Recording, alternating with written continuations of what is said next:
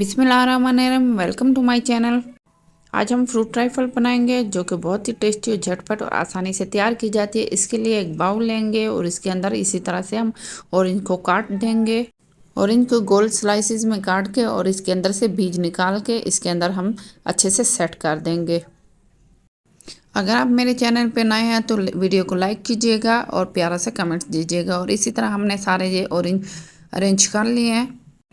अब हम इसमें केले और सेब को डालेंगे और हमेशा केले और सेब को बारीक काट के डालें तो वो ज़्यादा अच्छे लगते हैं खाने में। और सेब के छिलके लाजमी उतार लिया करें।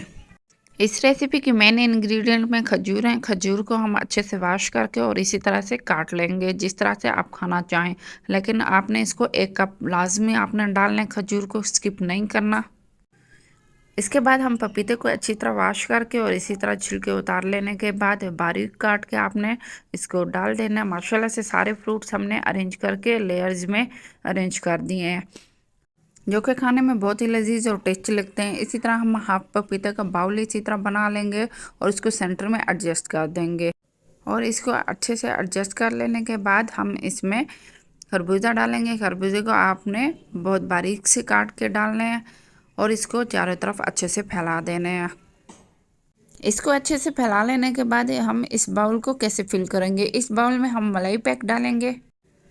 पपाया इस मलाई के साथ बहुत ही टेस्टी लगता है, इसको खाने में बहुत ही मज़ा आता है। आप ज़रूर एक दफ़ा ट्राई कीजिएगा।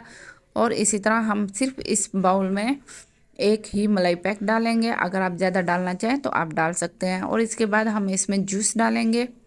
कोई भी आप जूस डाल सकते हैं लेकिन मैंने इसमें ग्रेप फ्रूट का जूस डाला है।